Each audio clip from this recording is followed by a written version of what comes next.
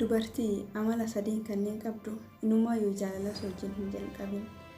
Amala yoo sin jedhetin hin jedhamin albaata jaalaluma keessaa yoo soo jirtan sitti agarsiisus dandeetti. Kun immoo waan hin beekamnedha. Yeroo tokko waan tokko jammaruun nama hin dhibu. Garuttuuyyuu galmaan gahuun baay'ee tokko dhiba jechuudha.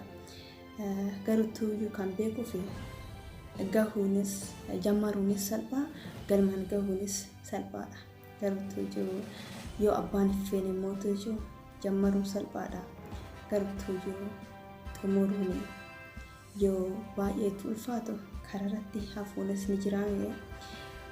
Kanaafuu inni tokkoffaan dubartii waan asirra oolte sin gaafanne maaliif naan dawwaliin hanga ammaa isa turte maal taate sin jette yookaan haala jireenya kan keetii kan sin gaafanne namaayyuu hin barbaadin. Yeroo baay'ee jaalala keessatti hinaaffaan bultii diigaa jedhama jechuudha.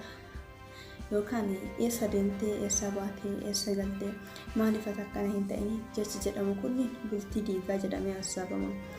Akka kootti garuttuuyyuu jaalala jabeessa yoo irraa beeke kun jechuudha. Garuttuuyyuu kan dhiiraa sun yoo hin jaalanne kan ta'u kataatu gaafii isin gaafate san gara jiqitti joorsisuu ni danda'a. Garuttuuyyuu kun jaalala ta'uusaa hin dagatina.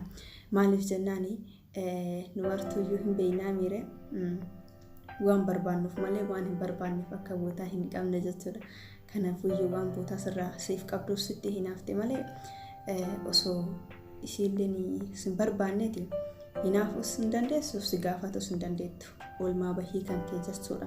Kanaafuu dubartii waan atirra oolte sin gaafanne ati maaliif naan dawwaleen sa'aatii akkana isa turte sin jenne irra dhaabbadhu.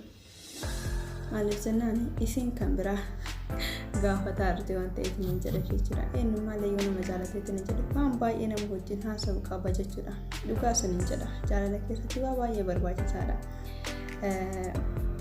Inni lammaffaan dubartii sirraa fagaattee yoo barbaaddeetti hin jette sitti deemtu jechuudha. Amma fakkeenyaaf wanti akkana kun kan argameetti hin jedhu jaalala keessatti jechuudha.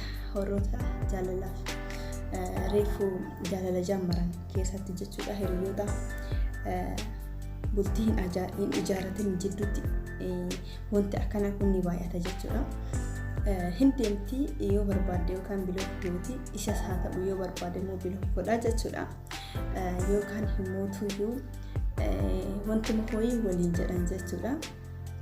Achi booda himootuyyuu walirraa fageenyi ni dhufa jechuudha.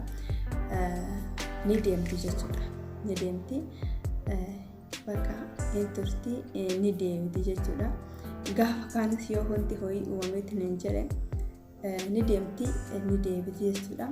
Kanaafuu ati immoo jidduu sanitti harki isiititti kubbaa miilaa yookaan himootuyyuu kubbaa harkaan taphata san ta'aa jirta jechuudha. Isin barbaaddu ni deemti barbaaddu ni deebiti ati imootuyyuu karri banaa jedhaan ni jirta jechuudha. Kanaafuu balbala kan kee xiqqoo saaqii malee muccimaa achiin baasinu kee cufime xiqqoo. Kanaafuu jechuudha. Yeroo baay'ee garuttuuyyuu kuni kan adeemameetu hin jedhamu.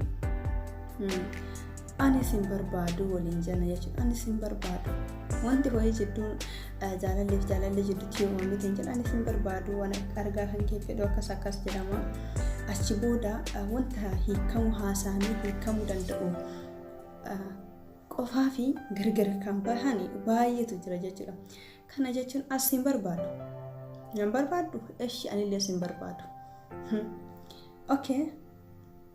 Kuni garuttuuyyuu maal irraa dhufe isiniif fakkaate? Jaalalli hin jiru ture. Maaliif jennaan namni yoo wal jaalateetti hin jedhe rabbi sin hin jedha. Waan inni hiikuu hin dandeenye wajjin haasa'e gonkumayyuu hin jiru. Hanga lubbuun isaanii addaan baateetti hin jettu.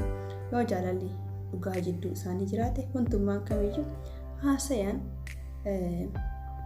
hiikamuu ni danda'a. Inni adammoo badiin tokkos yoo uumame hin jedhe haasa'an hiikuun baay'ee barbaachisaadha jechuudha.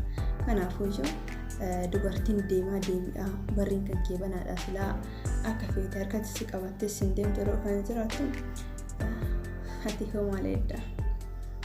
Akkuma san jedhe cufi xiqqoo inni sadaffaan dubartii of akka badde osoo jedhee kan jedhamu si gadi si qaba ani balmoo ani bari bakka nigisti yookaan himootu maal jedhani bakka hinjira mitiiriyaan ibaluma eenyu maalin naaf hin qixxaawu jechuudha.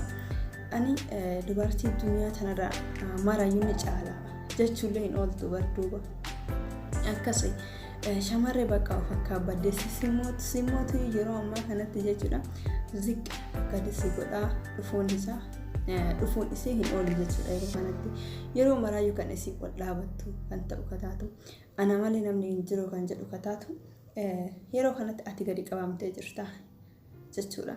Kanaafuu mirgi kan keessiif kabajame hin jiru jechuudha. Eenyummaalleen eenyuun qixa. Kun himootuyyuu jaalala keessatti beekamus qabaatu jechuudha. Atis isiin qixa isiinis siin qixa jechuudha. Akkuma isii mirga dubbachuu qabdu atis mirga dubbachuu. Akkuma isii waan feete ta'uu mirga qabdu atillee ni qabda jechuudha. Akkuma isiin nama caaltu atis ni caalta jechuudha. Atis kabajaaf siif eeggamuu qabaata jechuudha. Akkuma isiin of gootu san atis of godhuu ni dandeetta turte. Garuu beekumsi minaalbaata keessa kan kee keessa hoo jiraate isin jedhe ta'uu dhabuu danda'a jechuudha. Garuu gabaabumatti dubartiin of argisiisuu ana malee namni hin jiru jettu inumaa ijoo jireenya keetiif iyyuu siif hin taatu jechuudha.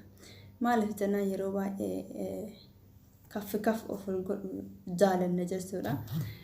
Kanaafuu iyyuu kaffi of godhu osoo hin taane walqixxummaadhaan jiraachuun barbaachisaadha jechuudha.